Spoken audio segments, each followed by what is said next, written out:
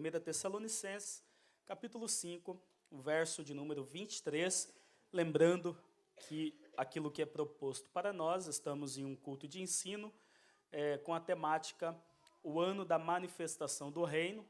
Falaremos por cerca de 3 meses sobre esse assunto. Para os irmãos que estão nos visitando, que talvez não participaram do culto na semana passada, ainda você consegue aí acompanhar, porque não fomos tão profundo na semana passada, mas a partir dessa semana nós vamos começar a mergulhar aí um pouco mais profundo, tá? Então, aqueles irmãos que perderam o culto de hoje, possivelmente no próximo eles ficarão um pouco perdidos na compreensão, tá bom? Mas eu quero louvar a Deus pela sua vida. Os irmãos que estiveram semana passada, levanta a mão assim, amém? Vocês, deu para aprender aí alguma coisa? Conseguiram aprender? Então, nós fomos salvos do quê?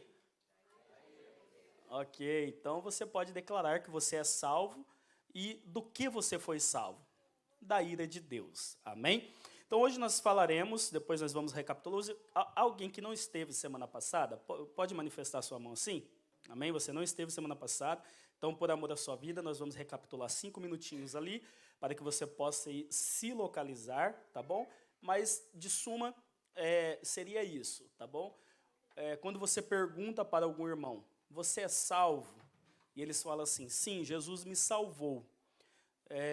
A pergunta lógica é, do que Jesus te salvou? Muitas pessoas não sabem do que nós fomos salvos, né?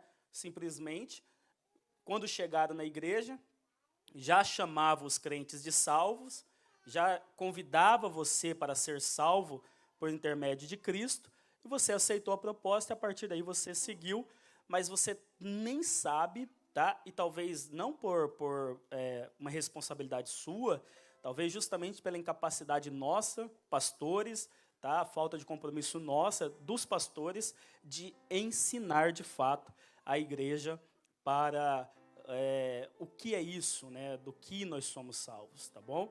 E nós louvamos a Deus que Deus nos deu este momento, até, olha, veio evangelista John, que bênção, hein, John?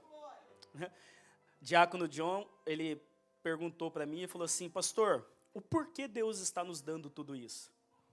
E eu fiquei sem resposta, eu não sabia, não soube responder, porque Deus dá porções individuais a cada um, e você que saberá o que você fará, né? Você que deve saber o que você fará com aquilo que Deus está te dando. Então, o porquê Deus está nos dando isso? De fato, nós somos privilegiados, porque uma igreja que estuda, uma igreja que tem o desejo de conhecer a palavra, uma igreja que tem o desejo de conhecer a Deus, de fato revela que esta igreja é uma igreja de vencedores. Lembra de Apocalipse, capítulo 2 e 3? Há o que vencer. Então, só os vencedores têm desejo de conhecer a Deus. Só os vencedores têm desejo de se aproximar de Deus. Então, se você está conhecendo a Deus, é porque, de fato, Deus te escolheu para ser um vencedor. E, por consequência, Ele irá te galardoar. Você recebe esta palavra, amém? Então, que você possa tentar descobrir em Deus. Por que Deus está te dando tudo isso? Ou por que Deus está abrindo os seus olhos, abrindo o seu entendimento para aquilo que Ele está te dando, tá bom? E uma das revelações que nós tivemos, embora muito simples, mas talvez muitas pessoas não sabiam, é que nós fomos salvos por Cristo. E na aula passada, no domingo passado, ficou bem claro, eu acredito, né, por todos os textos que nós lemos, que nós fomos salvos da ira de Deus, tá bom? Hoje, nós falaremos acerca de um assunto extremamente importante, porque hoje nós falaremos o seguinte, por que precisamos ser salvos, ok? Nós já falamos que fomos salvos da ira de Deus, mas o porquê o homem precisa ser salvo, tá? Repita comigo assim, todo homem precisa de salvação. Repita comigo, todo homem precisa de salvação, ok? Vamos ler, e lá no final nós voltaremos nesse texto, tá? Que eu quero construir um pensamento com vocês, e aí vamos deixar o Espírito Santo fluir, tá bem? Nos diz assim a palavra do Senhor, verso de número 23 da primeira de Tessalonicenses, no capítulo 5. E o mesmo Deus de paz vos santifique em tudo, em todo o vosso espírito e alma, vírgula, e corpo, sejam plenamente conservados, irrepreensíveis para a vinda do nosso Senhor Jesus. Vamos começar aqui, nortear aqui nosso estudo. A primeira tradução bíblica para o português, ela foi feita do grego, né? Então, os textos que nós temos, os originais vêm do grego, tá? Embora a King James, houve várias traduções, mas todas as nossas traduções, ela tem origem no grego, embora assim como o nosso professor, presbítero Daniel, eu concordo que os primeiros escritos não tenham sido em grego, eu acredito que tenha sido em hebraico, porque eles falavam em hebraico, né? Cadê o Daniel? Olha, está ali. Vai dormir não, né, varão? Varão. Estou de olho, hein? Né, Dani? Você concorda sim também, né? Mas, para nós, os textos vieram do grego, tá bom? Então, assim, entre tantas traduções, nós precisamos ver algo e algumas coisas que você, às vezes, não percebe, porque não foi trazido esse entendimento. Bíblia aberta, e olha na sua Bíblia aí comigo, e vê se está desse jeito aí, ó.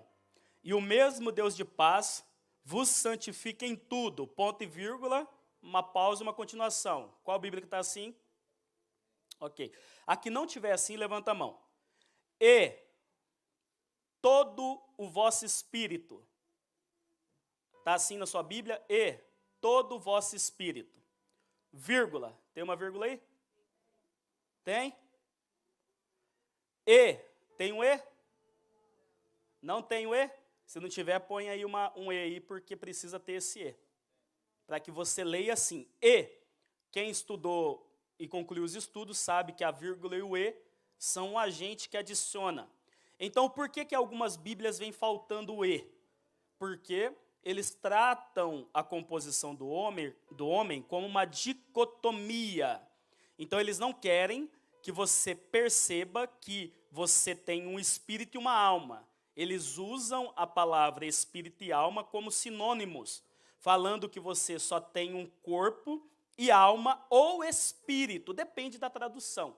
Só que não, o texto tem que estar assim, ó, em tudo, em todo o vosso corpo, vírgula, e, está adicionando, alma, vírgula, e corpo, ok? Essa é a leitura correta. Sejam plenamente conservados, irrepreensíveis para a vinda de nosso Senhor Jesus. Amém? Vem aqui, meu amor, embelezar. Vamos recapitular. Vai voltando você, que daí eu não te atrapalho. Volta lá na primeira. Vamos recapitular rapidinho para os irmãos.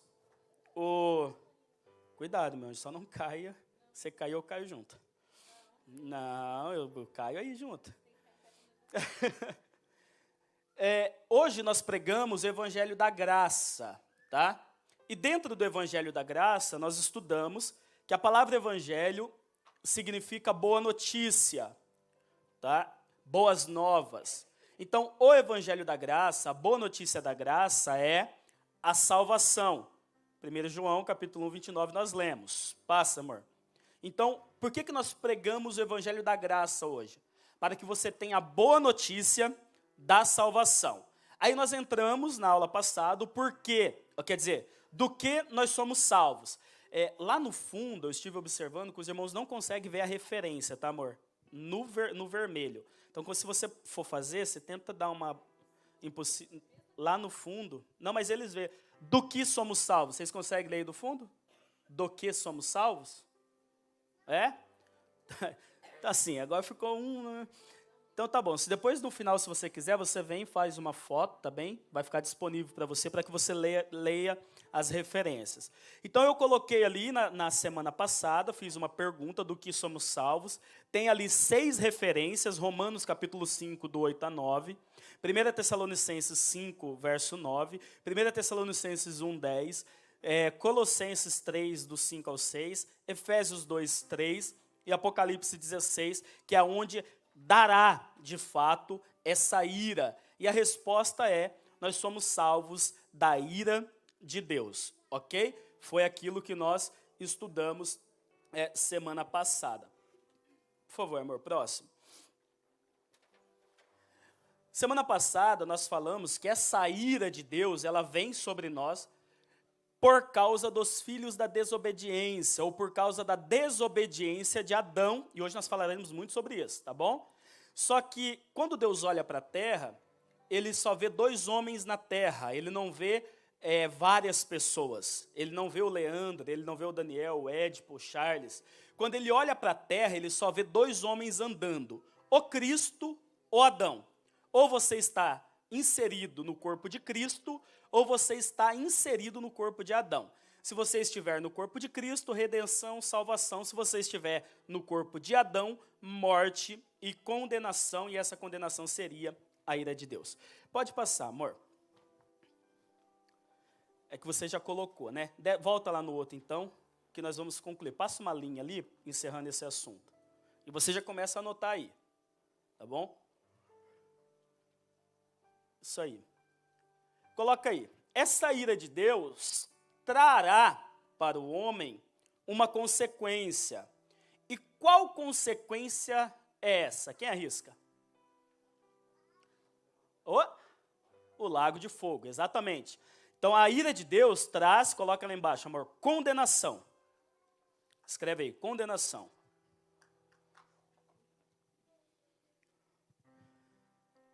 E essa condenação, para muitos que estão debaixo dessa ira, será o lago de fogo, que não é o inferno, tá? Não é o inferno, ok? O lago de fogo. Hebreus capítulo 12, traz ali, Pedro, verso 28 e 29. Hebreus 12, verso 28 e 29. Diz assim, ó, por isso, tendo recebido um reino que não pode ser abalado, retenhamos a graça, pela qual sirvamos a Deus agradavelmente com reverência e piedade. Verso 29. Porque o nosso Deus é um fogo consumidor. Eu não sei, pode, pastor? Põe aí, amor, referência. Bota na frente assim, uma setinha, escreve aí. Deus é fogo. Diga comigo assim, é didático. Deus é fogo. Isaías 33, verso 13 e 14. Traz para nós ali. Isaías 33, verso 13 e 14. Vamos lá. Mais ágil, filho. Isaías 33, verso 13 e 14. Isso aí. Abre aí Salmo 18, Alexandre, você, por favor, porque daí a gente ganha tempo. Salmo 18, já pega o microfone. Isaías 33, verso 13 e 14, olha o que diz. Ouve, vós os que estáis longe, o que tenho feito, e vós que estáis vizinhos, conhecei o meu poder. Próximo. Os pecadores de Sião se assombraram, o tremor surpreendeu os hipócritas.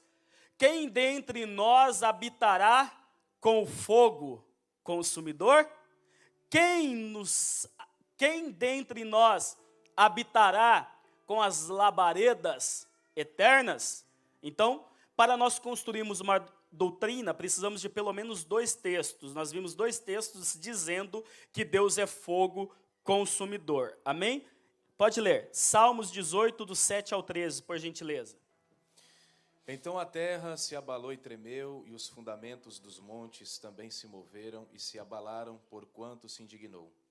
Do seu nariz subiu fumaça, e da sua boca saiu fogo que consumia, carvões se acenderam dele. Abaixou os céus e desceu, e a escuridão estava debaixo de seus pés. E montou num querubim e voou, sim, voou sobre as asas do vento. Fez das trevas o seu lugar oculto, o pavilhão que o cercava era a escuridão das águas e as nuvens dos céus. Ao resplendor da sua presença, as nuvens se espalharam, e a saraiva e as brasas de fogo. E o Senhor trovejou nos céus, e o Altíssimo levantou a sua voz, e havia saraiva e brasas de fogo. Ou seja, Deus... Irmãos, quem está pronto para um mergulho profundo aí? Você tem certeza? Diga aí para o seu irmão aí, você tem certeza que você quer ouvir isso? Fala assim, segura na cadeira, para você não ir embora e não querer bater no pastor. Essa dá um rios lá, hein, Mateus?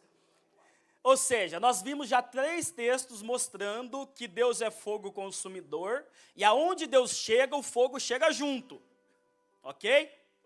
Então, a ira de Deus, para algumas pessoas, será que eles serão lançados no lago de fogo. Apocalipse 20, verso 12, por gentileza.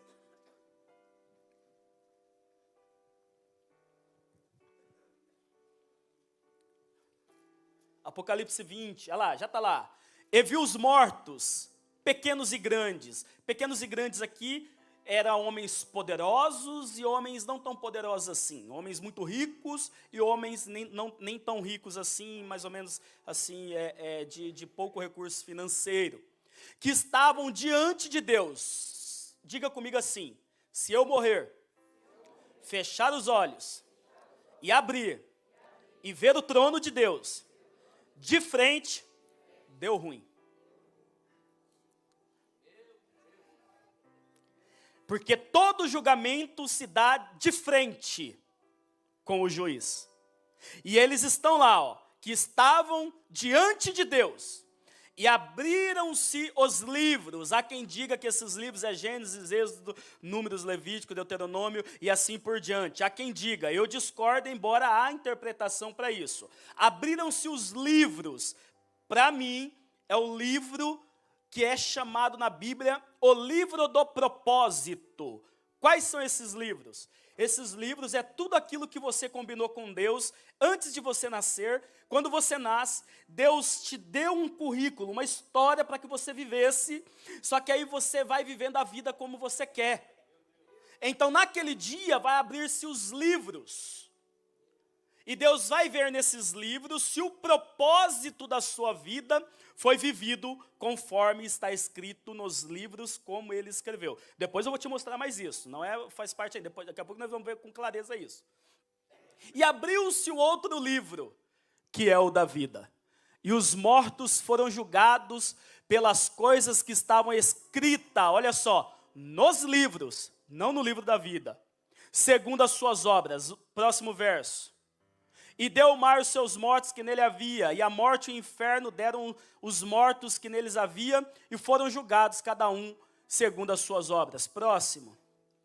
E a morte e o inferno foram lançados no lago de fogo, e esta é a segunda morte. E aqueles também que não foram achados com o nome escrito no livro da vida, também foram lançados no lago de fogo. É lá, e aquele que não foi achado escrito no livro da vida, foi lançado também no lago de fogo. Amém? Então diga comigo assim, a ira de Deus condenará muitos ao lago de fogo. Mas eu fui salvo da ira de Deus. Só que Deus não deixa de ser fogo, sim ou não? Porque se ele é fogo para o ímpio, ele também é fogo para o santo. Só que aonde é o problema? Que nesse mesmo fogo que o ímpio chega e se derrete, o justo, quando chega, se alegra.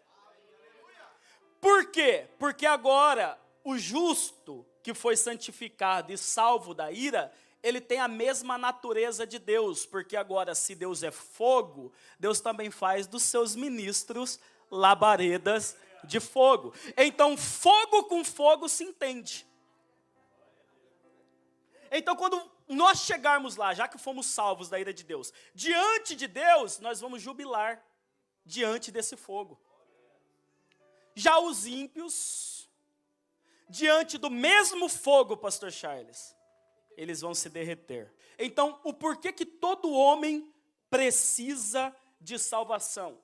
Porque o homem, depois da queda, se tornou isso daí, com uma condenação sobre ele, destinado ao juízo de Deus, e todo homem virou insensível, entenebrecido, ou seja, eles não têm mais vida de Deus, eles estão totalmente debaixo da ira de Deus, porque eles vivem segundo as suas vontades.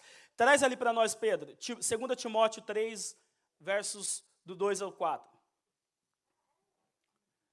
Porque haverá homens, Paulo dizendo, são estes que estão debaixo da ira, amantes de si mesmos, avarentos, presunçosos, soberbos, blasfêmios, desobedientes a pais e mães, ingratos, profanos, sem afeto natural, irreconciliáveis, caluniadores, intemperantes, cruéis, sem amor para com os bons. Você conhece alguém sem amor para com os bons?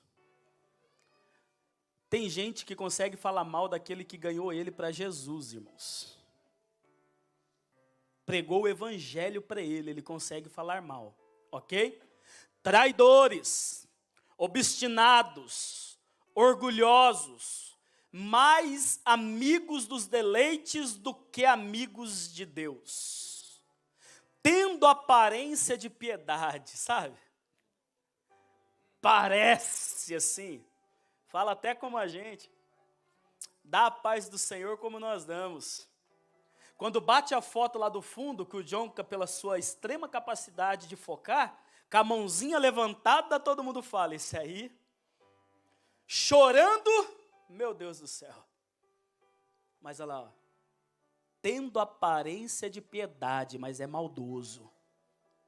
Mas negando a eficácia dela, destes afaste. Ok? Ok? João 8,44, só para terminar. Por que nós precisamos ser salvos? Estamos falando sobre isso.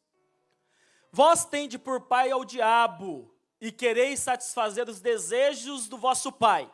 É ele que foi homicida desde o princípio, e não se firmou na verdade, porque não há verdade nele.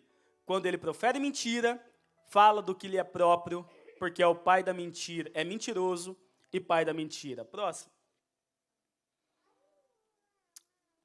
Mas, porque vos digo a verdade, não credes. Próximo. Quem dentre vós me convence de pecado? E se vos digo a verdade, por que não me credes? Ou seja, aqueles que vivem na mentira têm por pai o diabo. Ok? Então assim, diga comigo, por que eu preciso ser salvo? Bota a mão no coração e diga assim, ó, porque não há nada de bom em mim. Diga assim, eu sou mau. Diga assim, a natureza adâmica em mim é má. Então precisamos ser salvos, porque a desobediência de Adão transferiu para nós essa natureza. E a nossa natureza é má. Nós temos pecados de estimação, nós vivemos a vida conforme a nossa vontade. E essa vida traz sobre nós a ira de Deus. Ok? Amém? Então diga comigo assim, todo homem precisa de salvação. E diga assim, mas graças a Deus que Jesus me encontrou. E eu já fui salvo da ira de Deus. Amém? Próximo, amor. Gênesis 2:7 agora. Porque se todo homem precisa de salvação, aonde aconteceu o fator para que esse homem precisasse ser salvo? Aonde aconteceu isso? Próximo, amor. Vamos, isso aí. Depois nós voltamos aí. Isso. Digita lá em cima assim, homem. Escreve, eu acho que é melhor, né? Digita lá em cima. Escreva, diga. Escreva aí, o homem. Escreva, eu ia falar digita de novo. Põe assim embaixo, o propósito. Pode ser lá em cima que nós vamos usar a parte de baixo. Pode. Pequenininho, assim. Diga-se, isso. Homem, digita. Quando eu falar digita, vocês entendem e escreva, tá, irmão? Pronto. O propósito. Escreva ali agora a ordem. Pode escrever azul, ok? Então, Deus forma o homem, Gênesis 2:7, pode ler, mestre, para nós? Deus destina um propósito e dá uma ordem para o homem. Qual era o propósito de Deus ao criar o homem, ao formar o homem? Que esse homem expressasse a Deus em sua essência. O evangelista Alexandre pregou sexta, e é exatamente aquilo. Se você quiser saber mais, assista o culto de sexta da campanha. Então, quando Deus cria o homem, a proposta de Deus para este homem é que ele expressasse a Deus, que ele vivesse em Deus, e que ali no Éden fosse manifestado já o reino de Deus, já no começo. Lembra o reino milenar de Cristo, que vai vir no Apocalipse, depois da guerra do Armagedon, que Cristo vai reinar por 1000 anos? Já era para este homem expressar isso no Éden. Que lá no Éden Deus disse para ele o quê? Governe e domine, sujeite. Ou seja, isso é reino, governo, domínio. Era para ele expressar a Deus em toda a sua maneira de viver. Lê lá para nós. E formou o Senhor Deus o homem do pó da terra, e soprou em seus narizes o fôlego da vida, e o homem foi feito alma vivente. Pode ir. E plantou o Senhor Deus um jardim no Éden, da banda do Oriente, e pôs ali o homem que tinha formado. E o Senhor Deus fez brotar da terra toda árvore agradável à vista e boa para a comida, e a árvore da vida no meio do jardim, e a árvore do conhecimento do bem e do mal. Uma aqui e outra lá. Isso. Pode continuar. E saía um rio do Éden para regar o jardim, e dali se dividia e se tornava em 4 braços.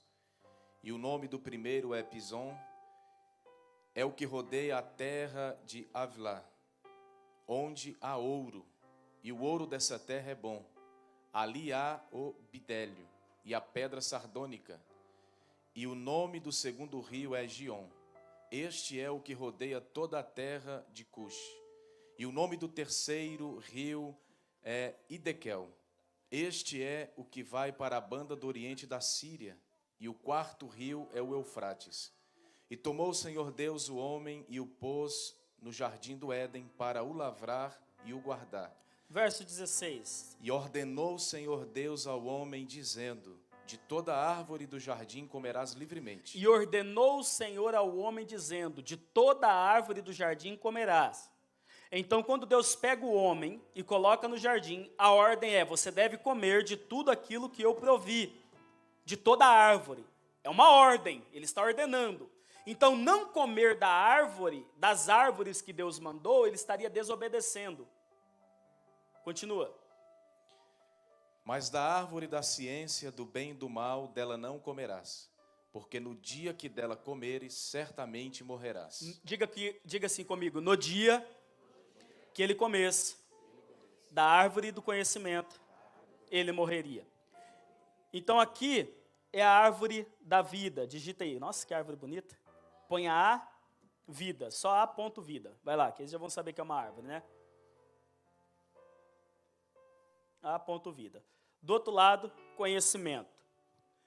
A proposta de Deus era: Adão, você deve me obedecer, e eu te darei uma árvore como fonte de vida. Então ele deveria comer desta árvore, que era para ele uma fonte de vida. Você me ouve? Diga amém. Só que a árvore do conhecimento do bem e do mal, ele não deveria comer, porque para ele era a árvore do conhecimento do bem e do mal. Só que esta árvore, segundo Deus, causaria neste homem morte. Então, a árvore do conhecimento, existem 2 interpretações para a árvore do conhecimento do bem e do mal. Primeira, ela simboliza Cristo. em um nível de interpretação. Segundo, ela se representa a própria vida de Satanás. Por quê? Porque quando Adão comesse dessa árvore, o que ia gerar nele? O que ia gerar nele? Morte. Digita aqui, amor, morte nessa árvore. Morte. Então diga comigo assim, uma árvore representa a vida, a outra árvore representa a morte. Se Adão comesse da vida, ele estaria obedecendo e cumprindo a vontade de Deus. Só que ele não come da vida, ele come da morte. E qual é o problema? Se você come da morte, automaticamente essa morte te levará também para morrer, ok? Então a árvore da vida simboliza a dependência de Deus. A árvore da morte simboliza a independência de Deus. Quem vive dependente de Deus tem vida. Quem vive independente de Deus tem morte. Quem vive dependente de Deus é provido por Ele e tem vida. Quem vive independente de Deus tem que correr atrás, mas tudo que gera é fruto de morte, ok? Só que agora Deus deu uma ordem. E qual é a ordem? Vocês não podem comer. E Adão, ele desobedece a ordem de Deus e ele come do fruto da árvore que gerava morte. E agora diga comigo assim, agora o homem tem dois problemas. Primeiro problema é objetivo. Diga comigo assim, objetivo. Diga assim, fora dele, mas tem tudo a ver com ele. Sabe aquele adultério? Te causa um problema objetivo.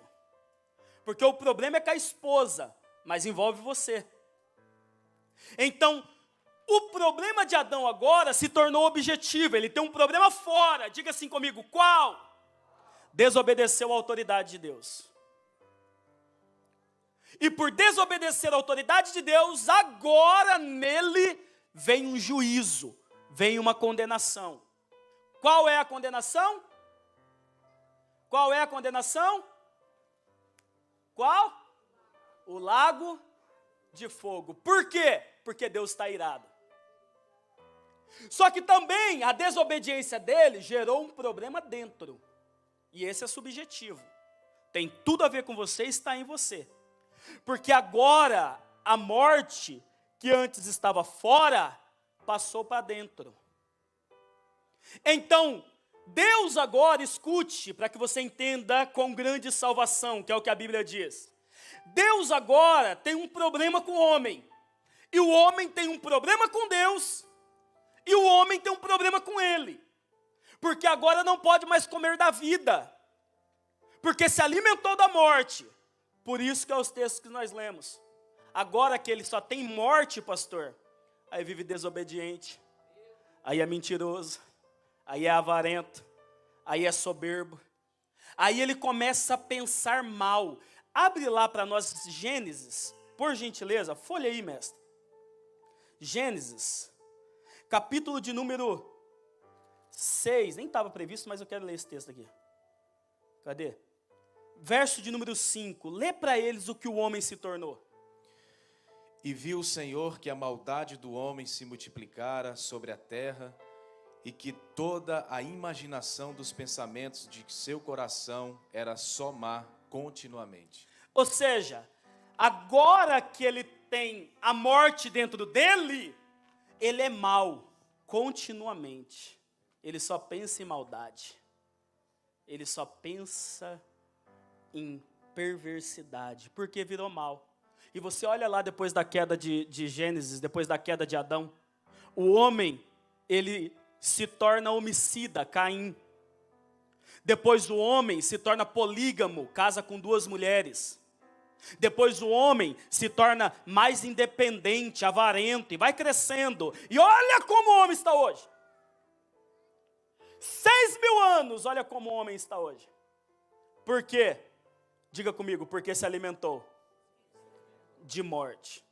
E agora ele tem um problema com Deus, fora dele, porque desobedeceu, e tem um problema nele, porque ele morre. A morte, se ele comesse, ele morreria. Não foi a ordem? Lê lá verso 17, Rabi. Verso 17, Gênesis 2, quem está comigo, diga glória a Deus. Vai ficar claro. Diga. Mas da árvore da ciência do bem e do mal dela não comerás, porque no dia que dela comeres, certamente morrerás. Deus disse que no dia que ele comesse, certamente ele morreu. Sim ou não? Quem acha que ele morreu, levanta a mão. Quem acha que ele não morreu, levanta a mão. Oi? Entendeu? Ele morreu espiritualmente imediatamente. Então diga comigo assim, a queda de Adão atingiu todo o ser humano. Todo o ser humano, não todos, todo o ser humano. Próximo, amor. 3 bolinhas lá, uma em cima da outra, bem grande para eles verem. Porque a queda dele envolveu todo ser, todo ser, todo ser. Lê lá para nós Gênesis 3. Lê o que a serpente disse para ela lá, verso 2. E disse a mulher à serpente, do fruto das árvores do jardim comeremos. Pode continuar. Mas do fruto da árvore que está no meio do jardim, disse Deus, não comereis dele, nem nele tocareis, para que não morrais. Tá, primeiro que Deus não falou nem para tocar e nem da árvore que estava no meio, porque a árvore que estava no meio era a árvore da vida, e Deus não falou nada que ela não podia tocar. Ela que já tinha andado dando umas tocadinhas lá na árvore. Aí a mente acusa, ela fala, ai, Deus falou para não tocar, né? Deus só falou que não era para comer. E Deus não falou da árvore do meio, porque a árvore do meio do jardim era a árvore da vida. Agora lê para nós o verso... Vai, continua. Lê o 4, para eles entenderem o diálogo. Porque tem uns que estão uns diálogos com a serpente e vai. Então a serpente disse à mulher, certamente não morrereis. Porque a serpente sempre vai fazer assim. Não, morre nada. Foi Deus que falou? Ih, Deus. Não, para de graça, amiga. Essa boba, não é? Continua. Porque Deus sabe que no dia que dele comerdes, se abrirão os vossos olhos, e sereis como Deus, sabendo o bem e o mal. Só que o problema nunca foi o homem saber o que era o bem e o mal. Nunca foi esse o problema. Porque Deus se manifestava e Deus direcionava ele no bem e do mal. Afinal de contas, bom e mal é relativo, é subjetivo. Para mim, Giló foi o diabo que plantou. Você deve gostar. Para mim, o açaí tem que ter o leite condensado e o morango. Pro Édipo, não. Tá lá, viu? Então, bom e ruim é subjetivo. Então, como você sabe o que é bom e ruim para a sua vida? Quando Deus se manifesta e se revela. Então, o problema nunca foi o homem saber o que era bom e o que era ruim. Porque Deus já tinha falado na pregação do pastor Charles que todas as árvores eram boas. Qual era o problema? O problema era que se eles desobedecessem, a desobediência geraria morte. Continua. E vendo a mulher que aquela árvore era boa para se comer e agradável aos olhos. Diga assim comigo, boa para se comer. Agrada o corpo, escreve corpo aqui, corpo. Né? Quer ver? Né, pastor Charles? Mateus ontem estava no aniversário da esposa, pediu um negócio de coto de bofe. Quando chegou, irmãos, desse tamanho, coloquei um para ele, um para Ezequiel. Ezequiel ficou agoniado, comendo, porque agrada o corpo. Né? É ou não é, Mateus? Estava fazendo story bem na hora que eu te caguetei, né?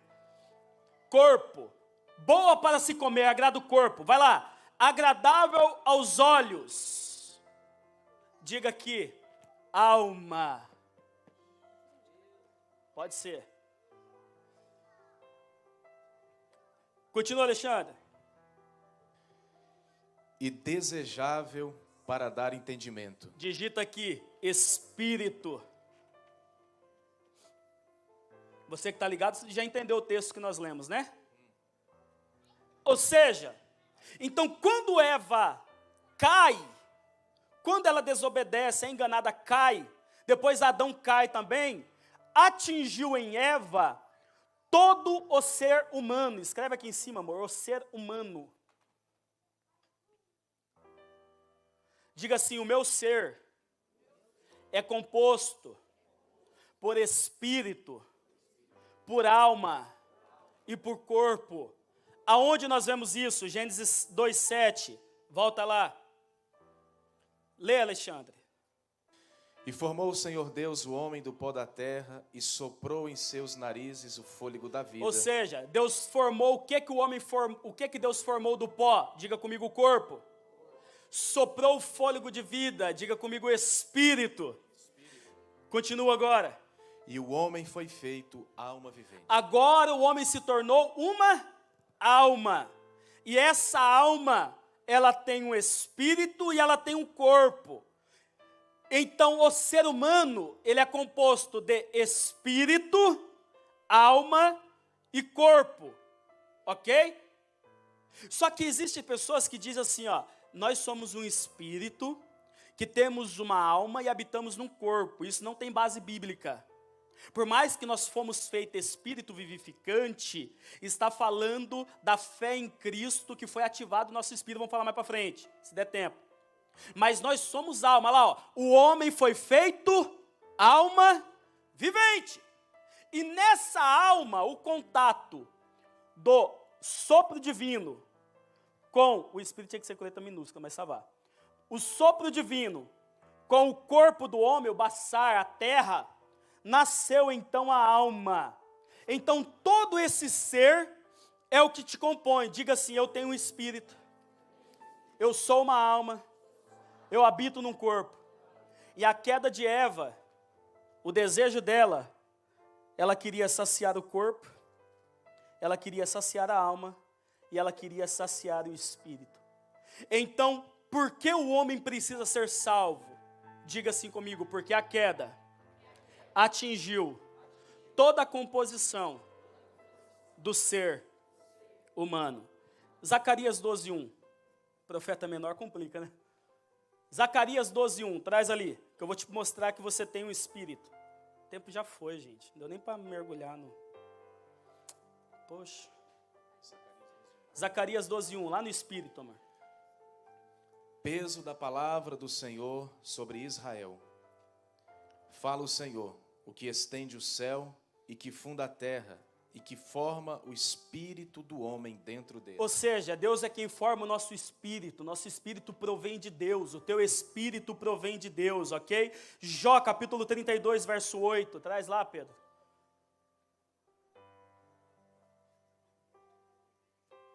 Jó capítulo 32, verso 8, rapidinho, filho. Se eu quiser eu leio. Lê então.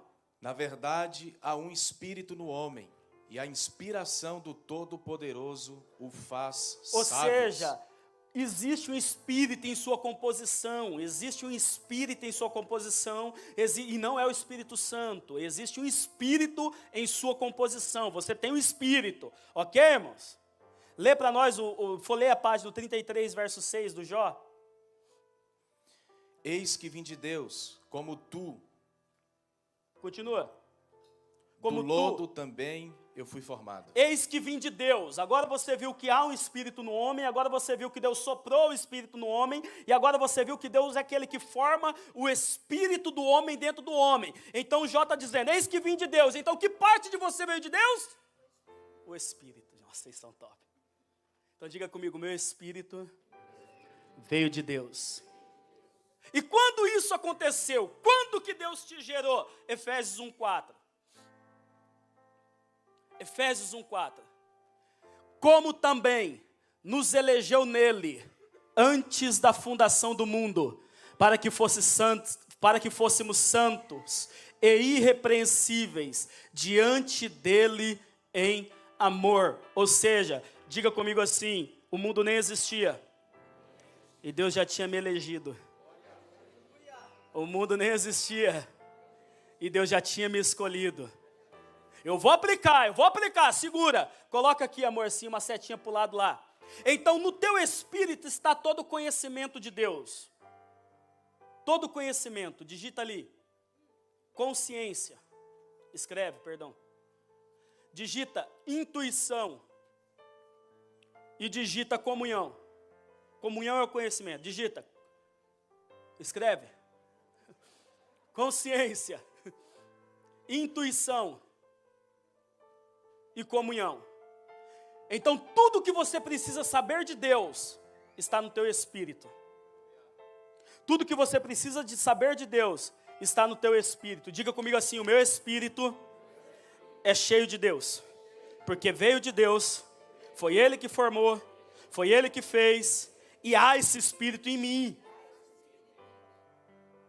Eu vou aplicar, quem tem mão para receber, levanta. Antes da fundação do mundo, Ele já tinha te escolhido, viu? Por isso você não precisa se preocupar pensando que a sua gravidez, quando você foi gerado, foi uma gravidez indesejada. Alguém diz: eu não te queria, você foi um acidente de percurso, você nasceu por acaso, você nasceu sem que eu tivesse programado. Escute, você talvez não era projeto do homem, mas a Bíblia diz que antes da fundação do mundo, Deus havia te escolhido. Ele te escolheu. Ele quer mal, é sério.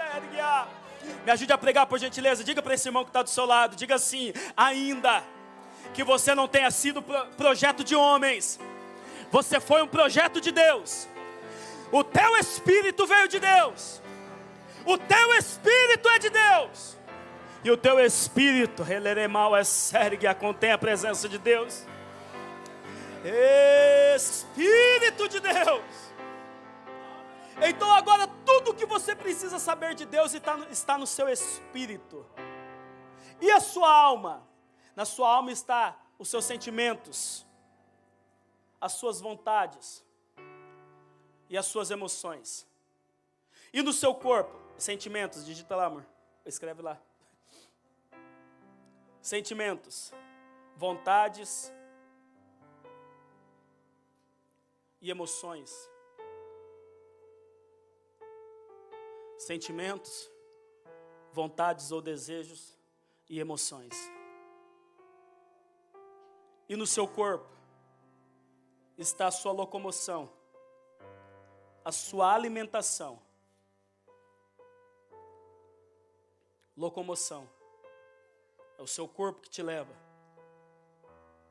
É pelo corpo que você se alimenta. Diga aí alimentação, escreve aí alimentação. E diga aí, escreve aí, interação. Que é pelo seu corpo que você interage. Ok? Então o seu espírito veio de Deus. O seu corpo foi formado da terra. E a sua alma nasceu entre essa junção. E agora esse aqui é o Leandro, que tem um corpo físico para interagir com o mundo físico. Tem um espírito, um corpo espiritual para interagir com o mundo do espírito, ou seja, para interagir com Deus. E tem uma alma, que é essa conexão entre o mundo espiritual e o mundo físico. E é aqui que representa o seu ser. Só que a Bíblia diz que Deus falou: Adão, no dia que você comer, você morrerá. E o texto diz que eles comeram. E o verso 8, lê o que diz o verso 8. E plantou o Senhor Deus um jardim no Éden, da banda do Oriente, e pôs ali o homem que tinha formado. Continua. Não, 3:8, perdão. 3:8. E ouviram a voz do Senhor Deus que passeava no jardim pela viração do dia. E escondeu-se Adão e sua mulher da presença do Senhor Deus entre as árvores do jardim. Olha só, Deus disse assim: no dia que você comer, você morre, Adão. Eles comeram e aparentemente a vida continuou. Sim ou não? Aparentemente a vida seguiu. E ele foi seguindo a vida, fazendo folha de figueira.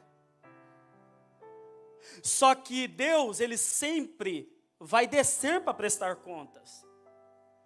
Só que toda agora a consciência de Adão, toda agora a intuição de Adão, e toda agora a comunhão de Adão morreu. Porque, lembra? Ele se alimentou de morte. E quando ele se alimenta da árvore do conhecimento do bem e do mal, levando morte para dentro, ele morreu imediatamente no espírito. E agora, quando Deus desce, Adão não consegue mais se conectar com Deus. Agora, quando Deus desce, Adão não consegue mais sentir Deus. Agora, quando Deus desce, pastor Charles, Adão não consegue mais se relacionar com Deus. Ou você acha que Deus disse, Adão, onde está? Procurando ele no jardim. Ué, Adão, onde você está quando estou te achando? O Deus Todo-Poderoso, Onisciente. Onde você está quando estou te vendo? A pergunta de Deus para Adão é, Adão, onde você se perdeu dentro de você mesmo? Que o meu espírito não consegue mais se conectar com o teu espírito. Aí agora, para aqueles que estão mortos no espírito, Deus precisa falar. Ativar o segundo sentido, o segundo e o terceiro. Por isso que Deus diz, Adão, onde você está? Eu vou aplicar. Sabe os crentes que ficam pulando de igreja em igreja atrás de profecia? É porque talvez já perdeu a conexão, ó. O espírito talvez já está mortinho da Silva. Aí precisa ficar ouvindo Deus falar audivelmente, precisa ficar ouvindo Deus falar em profecia, quando na verdade, aqueles que estão vivos espiritualmente, quando eles já levantam falando, opa, estou conectado, o Wi-Fi conectou, aleluia. Levanta a mão que eu vou profetizar sobre a tua vida. Se Deus quiser falar em profecia com você, Ele é soberano e pode falar. Mas Deus está te dizendo, o teu espírito foi vivificado pelo sacrifício na cruz dos Calvários. E você não precisa ficar pulando de igreja em igreja. Você tem livre acesso. Você tem livre acesso, você pode adorar. Tem alguém conectado com esse espírito aqui? Pode adorar, pode adorar, pode adorar, pode adorar. Pode adorar, você não precisa ir na campanha do profeta que revela CPF, você já sabe, varão. Profeta que fica revelando CPF é para dar calote em você, porque alguém vai ver. Você já sabe que benefício tem eu saber o seu CPF. Que benefício tem eu saber o seu nome completo? Você já sabe. Não precisa. Não precisa. Você tem livre acesso para se conectar com Ele. Então diga assim, por que eu preciso ser salvo? Porque o homem morreu imediatamente no espírito quando comeu da árvore da vida, da árvore do conhecimento do bem e do mal, perdão. Ele não morreu no espírito. Agora a alma, sentimento, vontade, emoções começa a morrer também. Porque agora o homem começa a se tornar corrupto. Tudo aquilo que nós lemos. Caluniador, mentiroso, fofoqueiro. O homem começa a se tornar tudo aquilo. Por quê? Porque se o espírito está morto, agora a alma também está morta. Na realidade, não vamos usar esse, porque aí seria gritante. A alma não morre, mas a alma foi deformada. O espírito morreu e a alma foi deformada. Agora os sentimentos, a vontade e as emoções também estão deformados. E o corpo? O corpo foi corrompido. Porque agora que ele ingeriu o fruto do conhecimento, o fruto de morte, agora no seu corpo tem morte. E nesse corpo aqui agora habita todo o pecado. Então como que Deus tem que nos salvar agora? Mas você não quer ouvir mais não. Quem ainda quer ouvir, diga glória a Deus. Então, diga comigo assim, todo homem precisa ser salvo. Porque a queda atingiu todo o ser humano. Então o espírito do homem morreu, diga, o espírito do homem morreu, a alma foi deformada e o corpo corrompido. Isso você precisa saber. Você é salvo da ira de Deus por quê? Você precisa de salvação por quê? Porque o seu espírito foi morto, a sua alma deformada e o seu corpo corrompido, ok? Agora, Deus precisa resolver este problema. Deus precisa solucionar este problema. Concorda? Sim ou não? Porque convenhamos, quem aqui é pecador? Levanta a mão. Você declara que você é pecador? E o que você fez?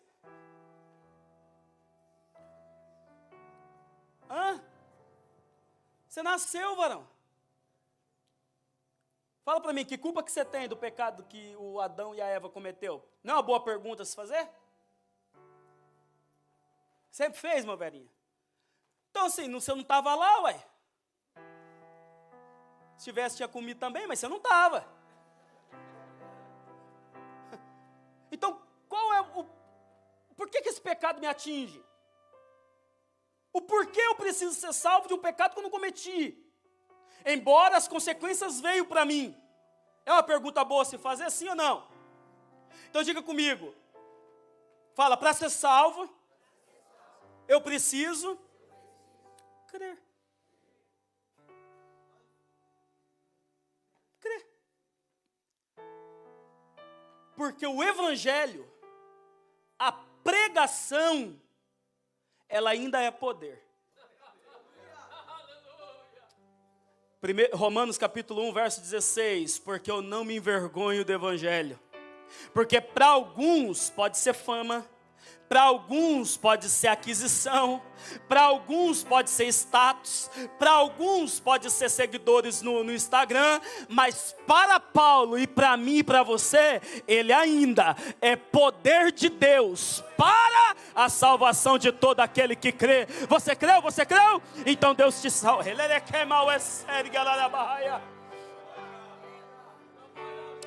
Você pode adorar? Você pode adorar, tem boas novas de salvação nessa manhã, você pode adorar. O evangelho ainda é poder de Deus, o evangelho ainda é poder de Deus, o evangelho ainda é poder de Deus.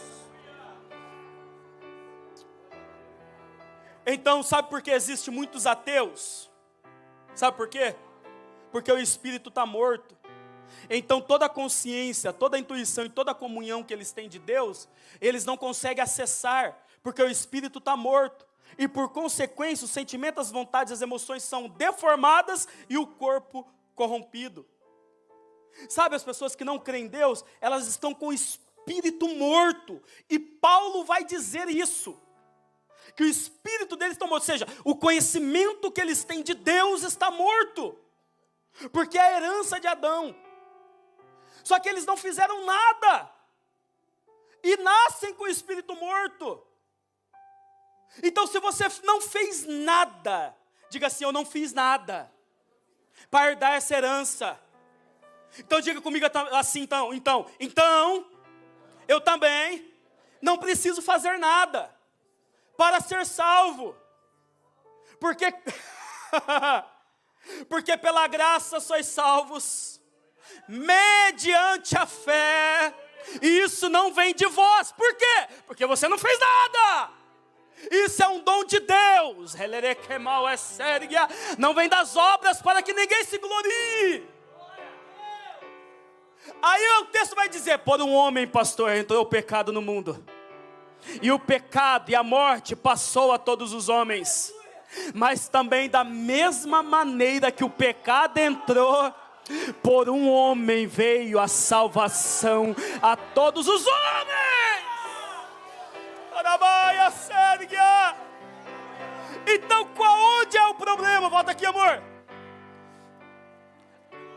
O que você precisa fazer? Só mudar de corpo, varão. Da mesma maneira que você não fez nada para ter e herdar o pecado, você só precisa sair do corpo de Adão e entrar no corpo de Cristo. E como eu faço isso? Ouvindo a palavra da pregação do evangelho, que para muitos é loucura, mas para nós é poder de Deus. Você pode glorificar a Deus? Então hoje nós somos salvos como? Pelo sacrifício de Cristo. Porque da mesma maneira que não fizemos nada para errar no pecado de Adão, nós também não precisamos fazer nada, pastor, para ser salvo. Só crer.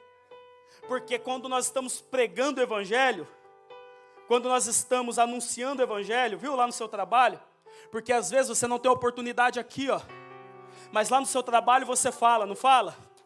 Aí você vai fazendo aquele irmão que se alimenta de morte a vida toda, você vai falando de Jesus, e o espírito dele vai sendo vivificado, ele vai conhecendo, vai passando a ter comunhão, vai passando a se relacionar, até que esse espírito que estava morto, ele é vivificado novamente. Porque se a morte começou no espírito, o homem morreu imediatamente no espírito, diga assim comigo, a vida também inicia no espírito. Por isso que alguém entra, culto após culto, nem gosta de crente. Irmãos, eu ficava em cima da árvore, esperando os crentes voltar da igreja. Tem uns crentes que gostam de voltar tarde, né? Os cultos no Brasil acabam 9h30, e aí eles ficam conversando, sabe? Normalmente é as panelinhas que as pessoas falam, né? É porque eles amam a presença de Deus, aí eles ficam na igreja, né? Aí tem uns que saem bem rapidinho assim, porque não quer relacionamento com ninguém, sai bem rapidinho. Tem outros que têm atividades, concordo, mas tem uns que entram e saem rapidinho porque não quer relacionamento com ninguém. Aí vê os outros se relacionando, chama de panelinha, né? E aí eles ficam, sabe aqueles que fecham a igreja? Era esses, eu ficava esperando eles. Aí eu subia em cima da árvore, e aí eu pegava um pano, dá meu casaco aqui para mim. Eu colocava na cabeça assim, vou desmanchar meu tupete. Colocava assim, ó, e ficava. Irmãos, tinha vezes de eu ficar 1 hora em cima da árvore esperando um crente passar. Quando eles passavam, eu pulava e... Vê se não era demônio. Devia ser uns 10 de uma vez, tudo. Eu odiava crente. Eu tinha um carpete peludo assim. Aí eu cortei ele assim, parecendo uma cobra gigante. Aí eu amarrei uma linha nele assim, eu ficava esperando. Quando eu não pulava da árvore, porque eles já estavam sabendo que eu estava lá, eu ficava esperando com o carpete enfiado dentro do bueiro. Lá no Brasil tem uns negócios de energia que é aberto assim, não tem? Os lugarzinhos que eles entram assim. Eu ficava lá. Quando eles passavam, eu puxava no pé. Irmão, era cada susto. Demônio puro, irmão. Estava possuído, certeza. Eu odiava crente. Desejo às vezes gritar. Tinha uns que faziam até o Pai Nosso. Só que, espírito morto. Aí fui para a igreja. Ouvi o evangelho. E aí isso foi gerando em mim consciência, intuição. Sabe quando você percebe que Deus está no ambiente? Você fala, não é possível, parece que o grandão está aqui. Intuição, espírito vivificado. Então diga comigo, a salvação começa na onde a morte começou. Da mesma maneira que Adão morreu, diga, é a mesma maneira que Jesus vai nos salvar. Primeiro ele morreu no espírito. Agora Deus precisa dar vida no espírito do homem. Efésios capítulo 2, é que eu vou concluir. Efésios capítulo 2, filho. Olha lá. E vos vivificou. O que é vivificar? Alguém que esteja disposto a deitar aqui? Tem coragem, John? Estando vós mortos em ofensa e em pecados. Vós, olha lá, ó, em que noutro tempo andaste segundo o curso desse mundo, segundo o príncipe da potestade do ar, do espírito que agora opera nos filhos das desobediências. Só seu espírito aqui, ó.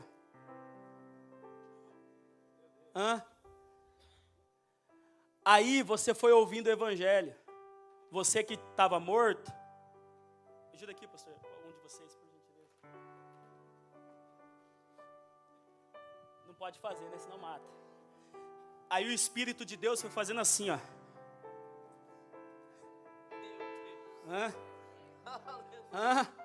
Não está entendendo, né? Aí você entrava um culto, era pregado sobre a salvação. Aí o Espírito de Deus, ó, volta. Aí entrava outro culto e era pregada a salvação e o Espírito, ó, volta. Aí entrava outro culto, volta. Aí quando você pensava que tudo estava perdido, o Espírito Santo volta. Aí você foi indo, levanta, opa. Aí o Espírito foi sendo vivificado. Aí o Espírito foi tendo vida. Senta ali, John, senta aqui. Aí agora você já não está mais morto, agora você já tem vida. Só que essa vida agora, Deus já não vai perder. Por quê? Porque com Adão ficou morto. E 6.000 anos depois, olha o prejuízo, pastor Charles. Aí agora Deus falou assim: eu não posso perder. O teu espírito, eu não posso mais perder. Aí, traz para nós ali, Pedro. Traz para nós. Oh, meu Deus do céu, cadê o texto? 1 Coríntios 6, 27. Só para você entender. O teu espírito estava morto. 1 Coríntios 6,17. Olha só. Mas o que se ajunta com o Senhor é Senhor ali, Espírito Santo, maiúscula, Deus, volta, é um. Aí agora, aquele espírito que estava morto, o Espírito Santo olhou e disse: para que você não morra novamente, eu te vivifico. Efésios capítulo 2, verso 1. E nos vivificou. Como Ele nos vivificou? Saindo de fora. E agora, infundindo, aleluia, para dentro do espírito que estava morto. Escute, eu estou afirmando para você. Que se um dia você creu na pregação do Evangelho, o Espírito Santo de Deus se tornou um com você. Você tem a presença. Você tem a presença de Deus com você. Você tem a presença de Deus com você. Pastor, e agora o que esse Espírito faz? Romanos, traz para nós, Pedro. Capítulo 8, verso 16. Traz para nós. Romanos 8, 16. E agora este Espírito, que se infundiu no seu espírito. Agora não tem mais Jonathan e Deus. Agora tem Deus infundido no espírito do Jonathan. E agora este espírito que está no espírito do Jonathan, olha lá, o próprio, diga, irmão, o próprio, letra maiúscula ou minúscula? Está falando de quem? Testifica com o nosso, que o quê? Somos filhos de Deus, salvos da ira de Heleremal Essergia. Você pode adorar esse Deus que te deu o poder de ser feitos filho. Você pode adorar esse Deus.